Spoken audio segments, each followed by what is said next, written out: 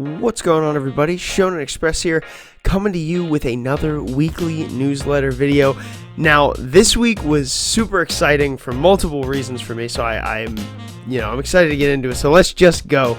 So this week was the first week for a while, really for the past month, that we haven't had a new manga.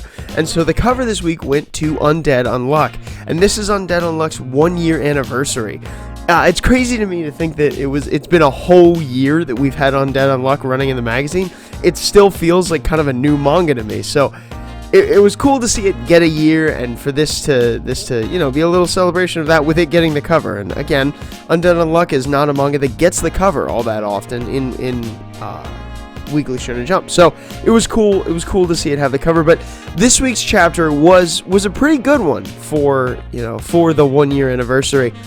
I liked the kind of conclusion of Ano-un's story, right? I liked all of the details.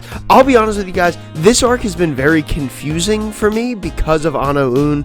I didn't quite understand what his deal was, like how his powers worked at all, and so I really, really liked the fact that we got an explanation of what's going on and what his negator ability really is. Obviously, he is unknown. And that moment at the end when they defeated Autumn and Andy kind of just holds out his fist, expecting Ano-un to be there, even though he has no way of knowing if he's alive or dead. And of course, we see that he is there, right? But he's just not able to interact with the world. And now that the pen's broken, there's no way for him to interact with the world at all. It was very touching. It was a great chapter, a good 1-year anniversary chapter for Undead Unluck, and I have high hopes for the arcs going forward. Like I said, this arc has not been my favorite, but as we go forward with Undead Unluck, I'm excited to see what comes next.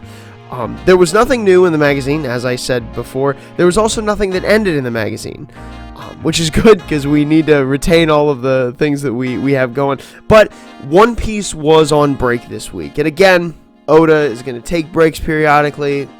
For a guy who's done over 1,000 chapters of manga, we'll cut him a break with that. But yeah, One Piece is on break, so we have to wait yet another week before we find out what Kaido's human beast hybrid form looks like. I so want to see that, and I really, really want to see what that form looks like. But we didn't get it last week, and I'm not sure that we will even get it next week. But we'll have to wait at least another week for more One Piece.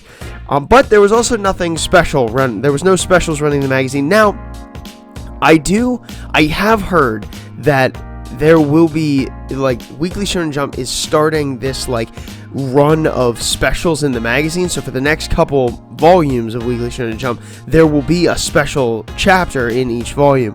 Now, I'm not totally sure if that's going to translate over here, to the West. I'm not sure that we're going to get those translated into English in the Viz, on the Viz site, but hopefully we will, because I do like reviewing specials and one-shots and all that. So hopefully we get to do some of that, because those are always interesting to me. But yeah, there was nothing special in the magazine this week. That's the longest way to say that ever. But yeah. So that brings us to my highlights. And guys, I have 5 highlights this week. First off, I want to talk about My Hero Academia. And there's a lot that I could talk about with this chapter, but specifically, I think, again, we're going with the Todoroki family. We're learning about them. I love seeing into this family. So we see how, angry Endeavor can be at Ray, at his wife, right? Where he's saying, it's your job to take care of Toya. I'm going to train Shoto because the only thing I can do is make someone a hero. That's it. That's the only thing I'm going to be good at. You have to convince Toya not to become a hero.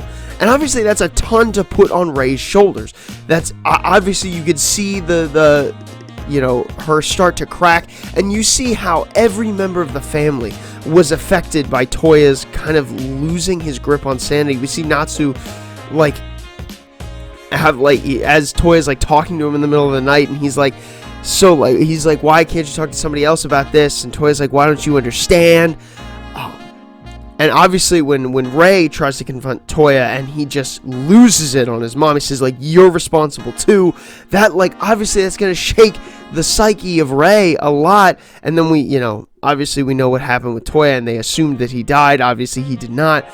But this continual training, this continual drive that drove him to insanity, we get why that happens. I'm very glad that I feel at the end of this story like everybody had blame. And that was one part that I really loved at the end of this chapter, was that almost everybody in that family, except for Shoto, and even him a little bit indirectly, but everybody had something to blame, right? Endeavor just neglected Toya after he wasn't able to become a hero. He just didn't give him anything, and that obviously drove Toya to strive for his dad's approval.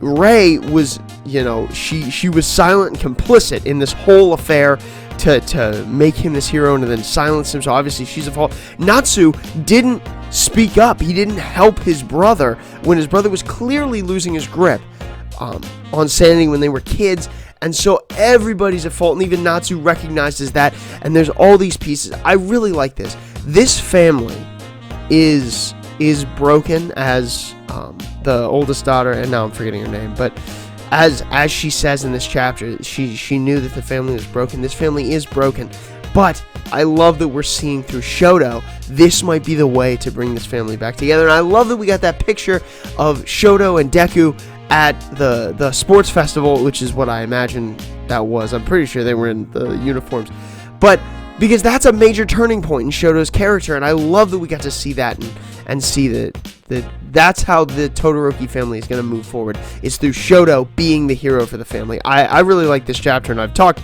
a long time about it, but definitely great My Hero Academia chapter this week. But moving on, another phenomenal chapter this week was Dr. Stone.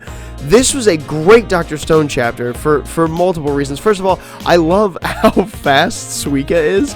That's so funny to me, how Suika can move so fat, bounce around in her little fruit helmet thing. I really find that quite funny to see.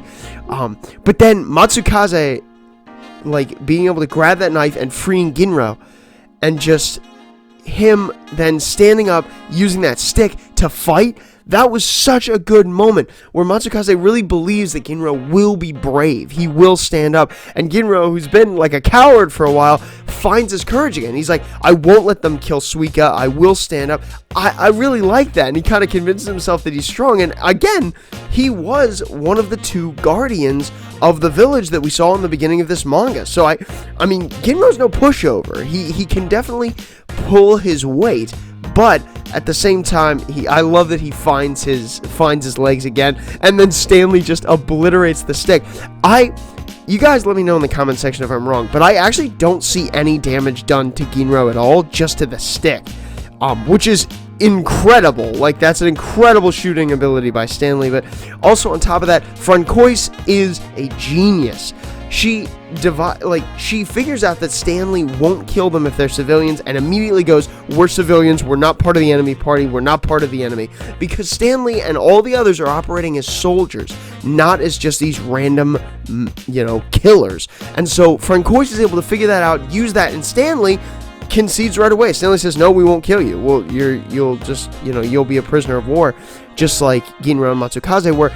This allows Francois to then transmit the location to Senku and back to the main gang, and now they know exactly where they are, putting them in a great position to be able to fight against Stanley's gang. So this was a great chapter, a super action filled and beautiful artwork by Boichi once again.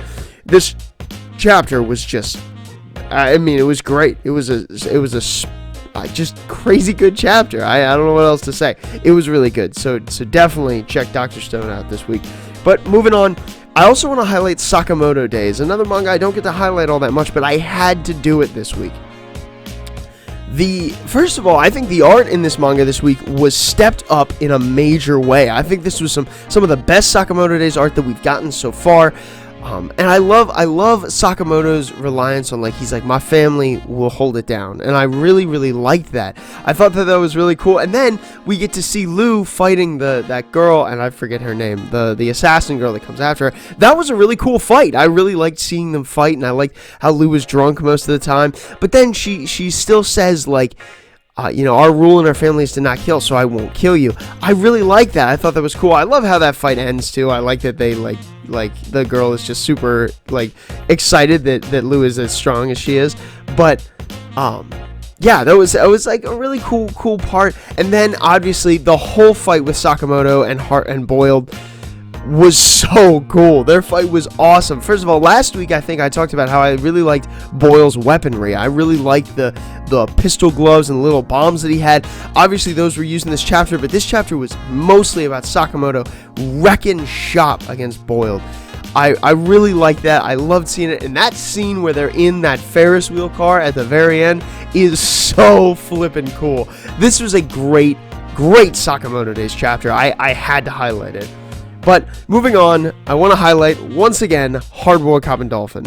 And eventually there will come a week where I don't highlight this manga. But I'm a big Hardboiled Cop and Dolphin fan. This manga's really gotten me on board with it pretty tight in these past couple of weeks. But this week was huge for the storyline.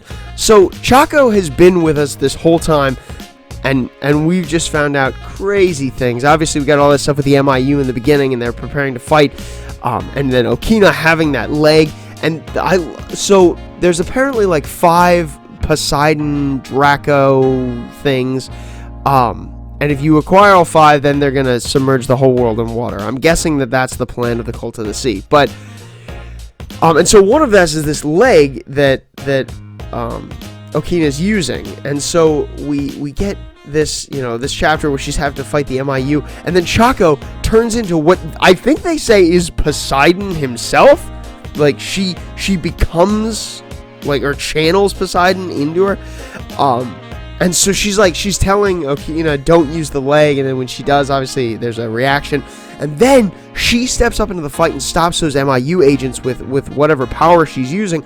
And it looks like she aged up. I'm not totally sure if that's the case, or if she was just drawn with a lot more detail. But I'm almost positive she aged up, because her clothes are like smaller than they would be normally, I feel like. So I feel like she like aged up, and for some reason is able to have these powers. I'm so interested to see where the story is going to go from here, but I had to highlight it this week because this was a crazy plot development for Hardboiled Cop and Dolphin. This manga that started out as like kind of a jokey gag manga about this cop and like a dolphin cop has turned into this crazy shonen battle-esque kind of thing. I'm really looking forward to Hardboiled Cop and Dolphin in the following weeks, so I had to highlight it this week for sure. And the last one I want to highlight this week, guys, is Mission Yozakura Family. This was a good week to be a Mission Yozakura Family fan as well. Obviously, the stuff with Futaba in the beginning, but mainly there's some.